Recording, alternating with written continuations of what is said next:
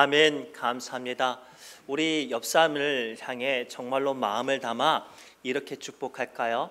하나님께서 당신에게 복 주셨습니다 라고 축복합시다. 하나님께서 여러분들에게 복을 주신 줄 믿습니다. 하나님께서 우리에게 반드시 복을 주셨습니다. 이 복을 붙잡는 이들에게 하나님의 은혜가 임하는 줄 믿습니다. 이 복을 믿는 사람들에게 하나님의 약속이 임하는 줄 믿습니다. 우리가 오늘 본문의 말씀을 함께 봤습니다. 이 시간 우리에게 주시는 하나님의 말씀은 창세기 12장 1절에서 3절까지의 말씀입니다. 창세기 12장 1절에서 3절까지의 말씀을 우리 한 마음과 한 목소리로 천천히 합독합니다. 제가 가지고 있는 구약성경 14페이지에 있네요. 우리 창세기 12장 1절부터 3절까지 말씀 함께 읽겠습니다. 시작. 여호와께서 아브라함에게 이르시되 너는 너의 고향과 친척과 아버지의 집을 떠나 내가 내게 보여줄 땅으로 가라. 내가 너로 큰 민족을 이루고 내게 복을 주어 내 이름을 창대하게 하리니 너는 복이 될지라. 너를 축복하는 자에게는 내가 복을 내리고 너를 저주하는 자에게는 내가 저주하리니 땅의 모든 족속이 너로 말미암아 복을 얻을 것이라 하신지라. 아멘. 살아계신 하나님의 말씀입니다. 우리 잠깐 기도할까요? 하나님, 이 시간 부족한 종 우리 사랑하는 믿음의 권속들의 마음과 심령 가운데 하나님의 음성을 전하고자 합니다. 부족한 종은 감추사 주의 말씀과 성령님께서만 일하사 은혜 가운데 덮어 주옵소서. 모든 말씀 예수님의 이름으로 간절히 기도드리옵나이다. 아멘. 여러분들은 자동차를 타고 가실 때 안전벨트를 꼭 해야 된다고 생각하시는 편인가요? 누가 이런 걸 만들어 가지고 사람 귀찮게 하느냐라고 생각하시는 편인가요?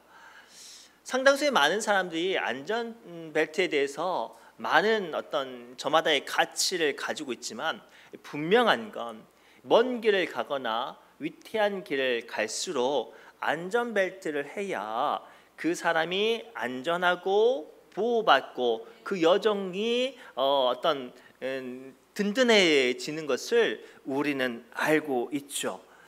어쩌면 안타깝게도 우리의 믿음이 때로는 이와 같을 수 있어요. 모든 사람들은 저마다의 어떤 가치로 살아가지만 신앙생활을 한다는 것은 어떻게 보면 복이라고 생각하는 분들도 있고, 신앙생활하는 것, 즉 교회 다니는 것은 때로는 손해보는 것이라고 생각하는 사람들도 있습니다. 그렇다면 여러분들은 믿음 생활을 하는 것이 축복입니까? 손해입니까? 감사해요. 오늘 말씀을 통해 하나님께서 분명히 주님을 믿는 것이 축복이며 은혜이며 우리를 복된 구원원이라고 약속하시고 선언하십니다.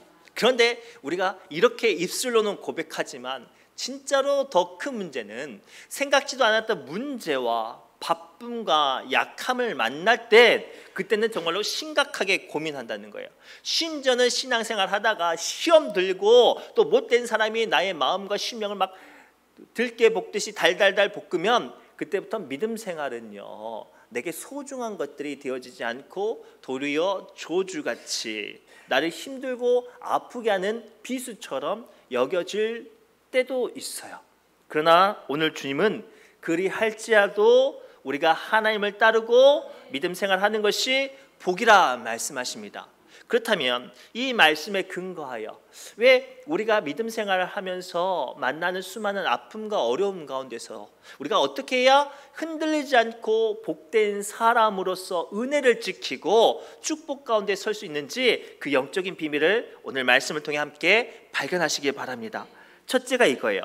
하나님께서 너는 복이 될지라 라고 말씀하신 장소는요 내 마음과 내 뜻대로 사는 자리가 아니라 하나님께서 부르시는 자리, 하나님께서 보내시는 그 자리라고 말씀하세요. 우리 1절과 2절 말씀 함께 읽겠습니다. 시작. 여호와께서 아브라함에게 이르시되 너는 너의 고향과 친척과 아버지의 집을 떠나 내가 내게 보여줄 땅으로 가라. 내가 너로 큰 민족을 이루고 내가 복을 주어 내 이름을 창대하게 하리니 너는 복이 될지라. 아멘.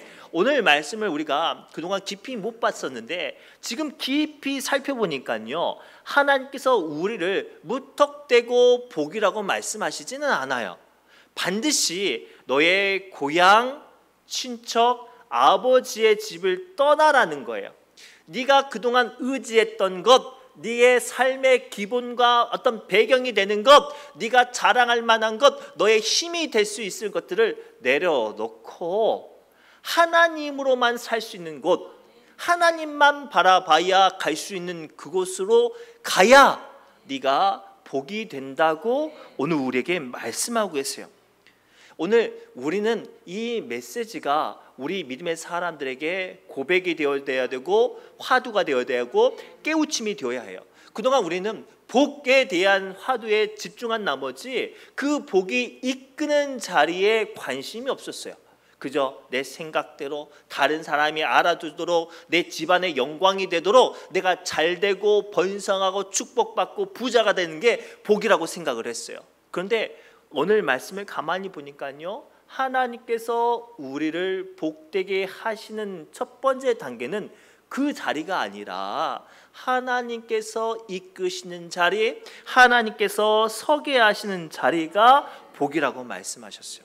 그래서 아브라함이 하나님께서 갈대아 우루 우상 숭배하는 동네에서 그 시대 메소포타미아 4대 문명의 발상지의 근간에 되는 그곳에서가 아니라 지도에도 제대로 알려지지 않은 가나안 땅으로 이끄신 곳은 하나님으로만 살 수 있는 곳이고, 그리고 하나님으로만 살아야 복을 받는 곳이기에 하나님께서는 아브라함을 그곳에 이끄셨어요.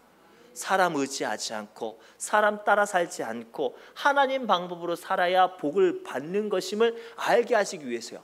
그래서 아브라함은 그 걸음을 내딛었을 때 하나님께서는 아브라함을 복의 조상, 믿음의 조상, 축복의 근원이 되게 하셨죠. 그런데 안타깝게도 아브라함이 가나안 땅에 딱 도착하자마자 첫 번째 시험에서 넘어져요.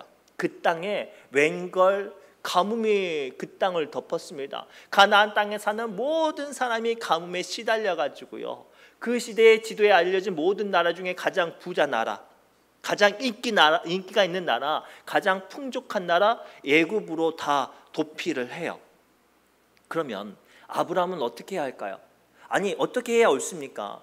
하나님만 바라보고 도착한 가나안 땅인데, 그러면 가뭄을 만나도 하나님을 바라봐야 되지 않겠습니까? 근데 그 순간 아브라함이 아직 덜 훈련이 됐는지 사람들이 애굽 땅에 가니까 성경에 보니까 하나님께 묻지도 따지지도 않고 같이 그냥 어리버리 애굽에 들어가요. 그리고 그곳에 들어가면 살 줄 알았거든요. 보호함 받을 줄 알았고 가뭄 가운데 자기가 안전할 줄 알았단 말이에요. 사람 따라갔으니까요. 그런데 그곳에서 사랑하는 아내를 빼앗겨요. 축복의 근간이 되어져야 할 가정이 무너졌단 말이에요. 사랑하는 성도분, 오늘 말씀을 통해 주님께서 우리에게 분명히 경고하세요. 우리가 정말로 복된 사람, 복으로 주님 앞에 세움받기 원한다면, 하나님께서 주신 약속의 복을 정말로 움켜쥐기를 원한다면 하나님이 이끄신 자리에 서 있어야 해요. 하나님이 기뻐하시는 자리에 서 있어야 해요. 세상 사람들은 세상의 방법대로 몰려가도 나는 거기에 흔들리지 않고 마음 쏠리지 않고 묵묵히 그럼에도 불구하고 하나님을 바라볼 수 있는 자리에 서 있어야 그 사람이 하나님의 보호하신 가운데 복이 될 수 있는 거예요. 이에 대한 아주 비슷한 비유를 예수님께서 탕자의 비유로 말씀하셨어요. 그 탕자는요, 사실 부잣집 두 번째 아들이었어요. 아버지 품 안에 있었을 때, 아버지의 음성 아래 있었을 때, 아버지의 펴신 손 아래 있었을 때 그 아들은 부족한 것이 없고 많은 사람들 앞에 사랑받고 존중받고 더 나아가 힘이 있는 존재였단 말이에요. 그런데 누가 바람을 넣는지 모르겠지만 그 둘째 아들 그 마음에 헛바람이 들어왔어요. 야, 저기 배 타고 그 미국에 가면, 저기 어떤 나라에 가면 야 천국이 따로 없다더라. 돈만 있으면 야 하고 싶은 거 다 할 수 있대. 그래가지고 이 둘째 아들이 배에 허파에 바람이 들어가지고 아버지한테 말을 하죠. 아버지 저 사랑하시죠? 그럼 내가 너를 사랑하지. 아버지 어차피 돌아가시면 유산 절반 저한테 주실 거죠? 아 당연히 내가 너를 사랑하니까 줘야죠. 아버지 지금 주세요. 아니 왜? 제가요 꿈이 생겼어요. 저기 바다 건너 가면요 돈만 있으면 못할 게 없대요. 제가 거기서 이 아버지 돈을 가지고 좀 사업을 해볼랍니다. 아버지가 가슴 아파서 만류하지만 막 이 고집을 부리는 둘째 아들, 막내 아들을 어떻게 이겨요? 아버지가 살아있지만 재산을 뚝 잘라서 아들에게 줘요. 그 큰 재산을 안고 둘째 아들이 배 타고 차 타고 산 넘어서 비행기 타고 아무튼 그 나라에 도착을 했어요. 도착하고 아버지에게 주신 물질이 빵빵하니까 흥청망청 세상에서 다 즐기다가 아버지의 재산이 사라졌네요. 정신을 차려보니까 아버지의 재산이 없으니까 그 아들은 보잘 것이 없는 존재가 되어버렸어요. 사랑하는 성도 여러분, 오늘 우리가요 이 믿음 안에서 내가 왜 복된 사람인지를 먼저 인정해야 돼요. 사실 우리는요 예수님 안 믿는다면, 우리 신의중학교의 성도들이 아닌다면 이곳에서 우리의 가치는 아무런 의미가 없어요. 더 나아가 세상에서도 더하겠지요. 우리가 믿음의 사람이고 하나님의 은혜가 우리 안에 있으니 우리가 세상 가운데 기쁨으로 살 수 있고 능력으로 살 수 있고 하나님 앞에 축복의 사람이라고 고백할 수 있는 거예요. 그런데 그 은혜를 잊어버리고 세상 사람처럼 흥청망청 살다가 은혜도 잃어버리고 믿음도 잃어버리고 마음도 잃어버리고 신앙도 잃어버리면 그때는 우리는 어떤 존재가 됐죠? 세상 볼품없는 존재가 돼요. 축복을 잃어버리고 도리어 저주받는 존재로 전락해버립니다.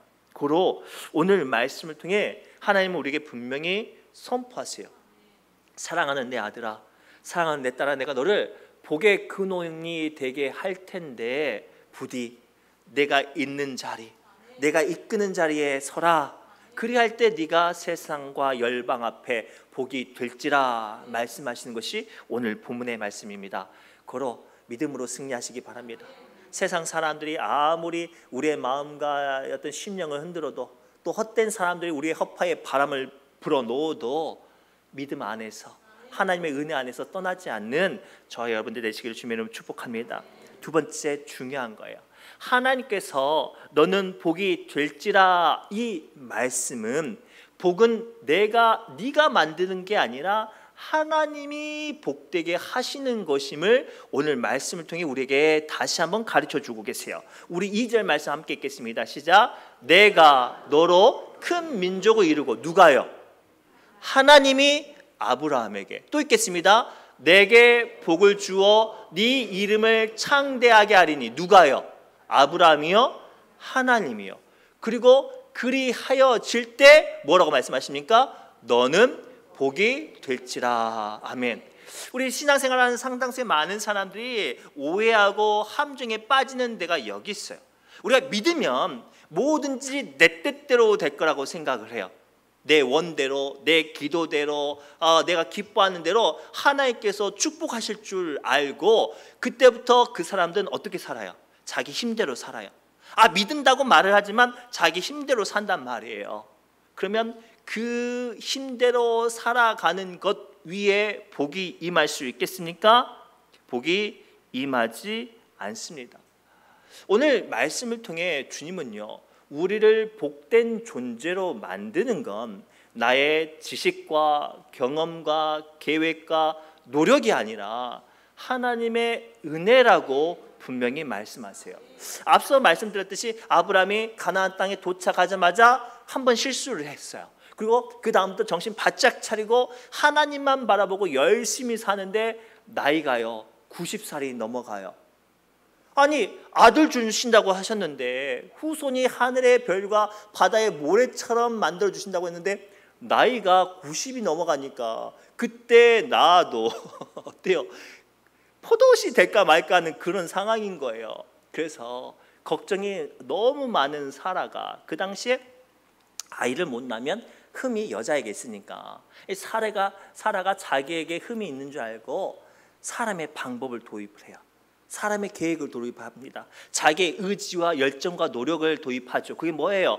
애굽에서 데려온 하갈 여종을 자기 남편의 첩으로 들여보내요. 여보, 내가 이제는 나이가 많아서 아이를 못 낳아요. 이건 하나님도 할 수 없는 것 같아요. 그러니 내가 이 아이를 못 낳는 것 때문에 하나님께도 부끄럽고 믿는 사람들에게도 부끄럽고 동네 사람들도 창피하니까 나 아들 좀 주라고. 어떻게 아들 줘요? 내가 이제 팔팔하고 쌩쌩한 내 여종이 있으니까 얘를 통해서 좀 아들을 좀 낳아보라고.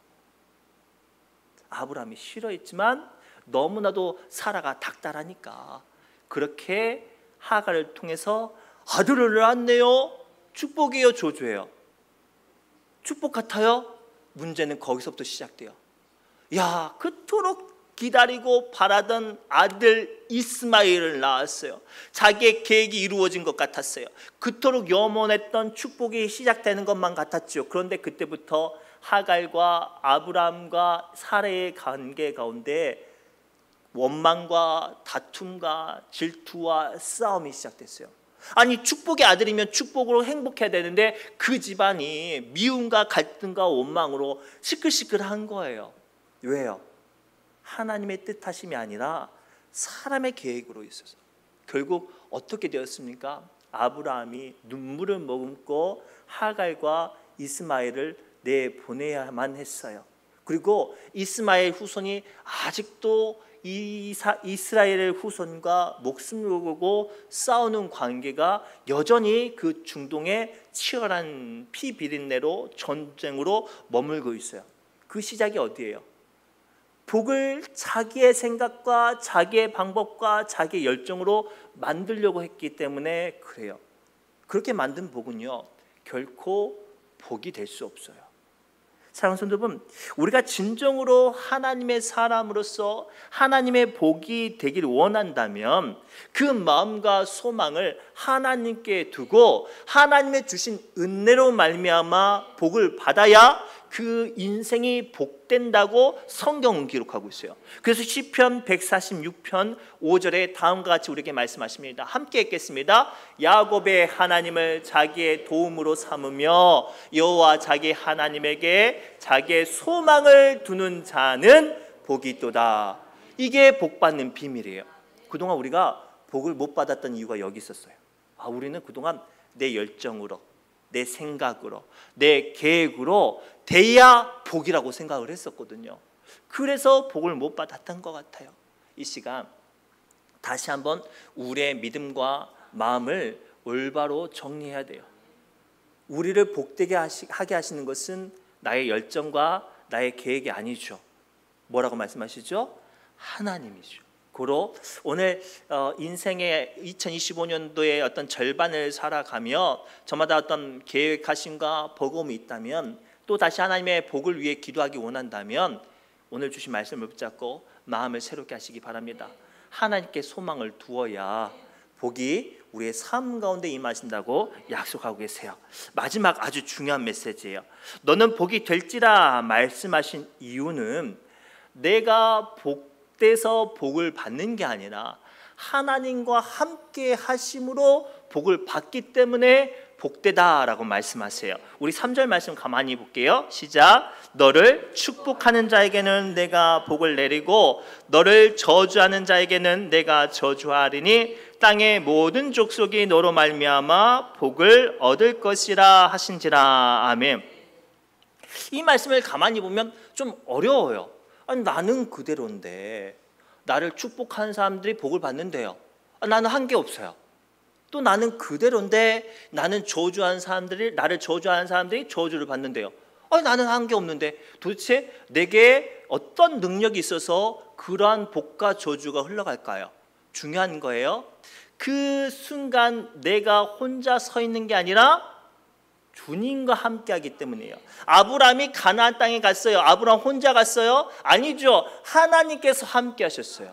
사랑하는 성도 여러분, 성경에 등장하는 모든 믿음의 사람들이 복된 걸음, 은혜의 걸음, 언약의 걸음에 서는 모든 과정을 가만히 보십시오. 그들은 결코 혼자 있을 때 그 일들을 쟁취하고 이루어낸 것이 아니라 하나님과 함께 하셨어요. 노련한 사냥꾼들은 캐나다 같은 경우에 가면 곰들이 많은데, 이 노련한 사냥꾼들은 새끼 곰이 있다면 이 새끼 곰이 아주 작고 이 강아지처럼 생겼으니까 만만하게 생각해서 막 다가서거나 아니면 함부로 하지 않는데요. 왜냐하면 암곰들은 아무리 자기가 바쁘고 힘들고 어려워도 자기 새끼가 클 때까지 그 새끼 곰을 떠나지 않기 때문이에요. 그러니까 이 곰 한 마리 있는 것 같지만 보이지 않는 곳에 어미가 있는 거예요. 그러니까 어미가 없다고 해서 잡아가려고 하고 함부로 하면 어떻게 돼요? 그날 죽는 거예요. 그런데 이쁘다고 해서 빵도 주고 과자도 주고 그래 잘 살아 하고 가면 아무 해를 못 받죠. 다른 이야기 한번 해볼까요? 우리가 캄캄한 밤에 제가 후레쉬를 들고 길을 걸어갑니다. 한참 걸어가고 있는데 저기 김막래 권사님이 교회를 가려고 하는데 깜깜하니까 고민하던 중에 저를 봐서 어이구 목사님 어디 가세요? 나 교회 가고 있는데요. 잘 됐다. 목사님 제가 교회를 가려고 왔는데 너무 깜깜해서 고민하고 있었는데 목사님 들고 있는 등불 의지해서 같이 갑시다. 이렇게 해서 한 서너 명이 이제 저랑 같이 가고 있었네요. 막 후레쉬를 들고 가는데 저기 멀리서 멧돼지가 훅 지나가요. 근데 멧돼지가 왜 못 달라드는 거예요? 후레쉬 들고 있어서 못 달라드는 거예요. 사랑하는 성도 여러분, 이게 오늘 3절 말씀이 주시는 메시지예요. 우리가 하나님과 함께 있기에 우리를 축복하는 사람에게 하나님께서 축복이 흘러가게 하실 것이고, 우리를 공격하고 저주하는 자들을 하나님과 함께 하시기 때문에 하나님께서 우리를 보호하시고 지키시기 위해 그들의 저주를 되돌아가게 하시고 그들에게 약함 가운데 우리를 이기게 하신 능력이 오늘 우리에게 약속된 말씀이 여기 있습니다. 그로 우리는 어떠한 가운데 있을지라도 하나님과 함께하고 그 담대함 가운데 나아가야 하는 줄 믿습니다. 그 대표적인 인물이 누군가? 열왕기상 17장에 등장하는 엘리야 선지자예요. 엘리야는요 하나님의 말씀을 들고 놀라운 일들을 감당을 했습니다. 그런데 그 첫 번째 일들이 뭐냐면 북이스라엘이 너무나도 타락하니까 하나님께서 책망하시고 그 책망하시는 증거로 3년 6개월 동안 그 땅에 비가 내리지 않게 하는 선포의 일을 했거든요. 근데 문제는 엘리야도 그 가뭄을 선포했지만 그 땅에 살아야 되니까 엘리야도 먹을 게 있어요 없어요? 없어요. 그래서 하나님께서 처음에는 까마귀일 대로 고기와 어떤 빵을 먹여주시긴 했지만 시냇물조차도 말라버리니까 하나님께서 한 곳으로 들어가게 하시는데요, 그곳이 어딘가? 시돈 땅 사르밧 과부 집에 들어가요. 아니 부자들도 굶어 죽는데 과부 집에 들어갔는데 하필이면 그 과부 집에 과부가 아들 하나 있는데 아들하고 먹고 죽으려고 한 줌의 가루와 한 병의 기름만 있는 거예요. 근데 갑자기 문이 덜컥 열리더니 선지자라고, 나는 하나님의 선지자 엘리야입니다. 지금 보니까 먹을 것이 있는 것 같은데 그걸 가지고 나에게 먼저 먹을 것을 주십시오. 그러면 하나님께서 당신에게 반드시 축복을 주실 겁니다 라고 말을 해요. 자, 여러분 같으면 어떻게 하시겠어요? 심각하게 고민하시겠죠. 그런데 성경에 보니까요, 그 시돈 땅의 사르밧 과부가 뭐라고 고백하냐면 당신이 하나님과 함께 하심을 제가 보았습니다 라고 말하고 그 즉시 먹을 것을 만들고 선지자에게 대접을 해요. 여인의 전부였어요. 근데 놀라운 건 그 여인의 고백처럼 엘리야와 함께 하신 하나님이 엘리야가 그 여인의 집에 머무니 그 여인에게도 복이 흘러가게 하시는데 어떤 복이에요? 하늘에 주시는 마르지 않는 축복이 주셨어요. 가뭄이 끝날 때까지 그 집에요 한 줌의 기름과 한 줌의 가루와 한 줌의 가루와 한 병의 기름이 가뭄이 끝날 때까지 마르지 않았대요. 누구와 함께해서요? 하나님의 사람 엘리야와 함께해서요. 이게 오늘 우리에게 약속한 삶이에요. 그래서 우리는 누구를 만나든지 자신 있게 담대해져야 돼요. 나를 만나면 이 사람 복 받는다, 야, 힘들고 어려워? 나를 만나. 그러면 나와 함께 하신 하나님께서 내게 복을 주실 거야. 나와 같이 일하자. 나와 같이 기도하자. 나와 같이 교회 다니자. 나와 같이 고민하자. 나와 같이 주의 일들 생각하자. 그러면 나와 함께 하신 하나님께서 너도 살려주시고 너도 복을 주시고 너를 축복하실 거야. 이게 우리 믿음의 사람들의 자부심이에요. 그럼 반대로요, 우리 믿음의 사람들 공격하고 죽이려는 사람들도 있을 거 아니에요. 그 인물이 아합 왕과 그의 아내 이세벨이에요. 이 엘리야가 이 가뭄을 끝내고 그 북이스라엘을 하나님의 나라로 만들기 위해서 어쩔 수 없이 목숨 걸고 바알과 아세라 선지자 850명과 싸워야만 했어요. 하나님이 주신 권세로 그 바알과 아세라 선지자 850명을 혼자 싸워서 이겼어요. 그리고 그들을 다 참수시켰어요. 그 소식이 이세벨 여왕에게 들려가요. 이세벨 여왕이 자기 고향 사람 선지자를, 그 우상 숭배자를 죽였다는 말을 듣고 이 엘리야에게 현상수배를 걸어요. 그 소식이 얼마나 엘리야에게 상처가 되었고 두려움이 되었는지, 엘리야가, 북이스라엘 사람 엘리야가 남유다 남쪽의 국경을 넘는 광야까지 내려와가지고 도망쳐요. 얼마나 무서워했는지, 얼마나 낙심되었는지. 그렇게 무너져 내렸을 때 또 하나님께서는 엘리야를 호렙산으로 불러서 엘리야에게 위로하시고 말씀하시고 역사하시는데, 나중에 어떻게 된 줄 아세요? 엘리야를 공격했던 아합 왕, 그 집안이 이제 아모리 왕조인데요, 아합 왕의 왕족이 멸족이 돼요. 심지어는요, 이세벨은요 개들에게 물어 뜯겨가지고 시신조차도 찾을 수 없게 돼요. 누구를 공격해서 그래요? 아니, 하나님의 사람 엘리야를 공격해서 그래요. 하나님과 함께 하는데 그 사람을 공격하니까 하나님께서 가만히 있겠냐고요. 사랑하는 성도 여러분, 이게 오늘 우리에게 약속하신 복이에요. 어디로 가든지 누구를 만나든지 그 사람을 복되게 하고, 어떠한 악한 것들을 만나도 능히 이기게 하시고 보호하시고, 도리어 우리를 공격하는 이들을 망하게 하시는 하나님의 펴신팔과 강한 손이 우리와 함께하는 것, 그게 복이에요. 고로 오늘 이 마지막 메시지를 붙잡고 좀 이 힘들고 어려운 시대를 좀 이겨주셨으면 좋겠어요. 가장 힘들고 무더운 이때에 우리 성도님들을 위해서 제가 새벽에 또 저녁에 좀 기도하던 중에 마음에 드는 어떤 무거운 감정들은, 너무나도 위축되어 계셔요. 너무나도 뜻대로 풀리지 않고 손에 움켜쥐고 있는 것이 없으니 약해져 계시고 자신 없어 하셔요. 오늘 말씀을 통해 하나님은 분명히 말씀하세요. 내 손에 붙잡고 있는 것이 아무것도 없어도 하나님은 나와 함께 하셔요. 그게 능력이에요. 그런데 우리는 자꾸만 내 손에 움켜쥐고 있는 것, 내 뜻대로 풀리는 것, 내가 얼마나 건강한 것, 내 자녀들이 얼마나 잘 되는 것, 내가 얼마나 떵떵거리는 게 복이라고 생각을 했어요. 그러니 복을 못 누리는 거예요. 사랑하는 성도 여러분, 하나님께서 말씀하세요. 진정한 복이란 하나님께서 함께 하시는 것을 보는 게 복이에요. 묻습니다. 사랑하는 성도 여러분, 이 시간 힘들고 어렵지만 그럼에도 불구하고 여러분들의 마음엔 하나님께서 함께 하세요? 여러분들의 믿음의 고백 가운데 하나님께서 역사하실 줄 믿습니다. 그러면 오늘 말씀처럼 주님은 말씀하세요. 너는 복이 될지라. 이 말씀 붙잡고 세상 가운데 복된 사람을 승리하시길 바랍니다. 기도합니다. 하나님, 인생이 힘들고 지치고 피곤하며 물질이 연약하고 뜻대로 풀리지 않은 일들로 자존심과 하나님 마음이 위축되어 있습니다. 주님, 오늘 주신 말씀 붙잡고 나와 함께 하시는 주님의 은혜와 복으로 말미암아 담대하게 해 주옵시고 승리하게 하여 주옵소서. 모든 말씀 예수님의 이름으로 간절히 축복하며 기도드리옵나이다. 아멘. 이 시간 하나님의 약속이라는 찬양으로 서로 축복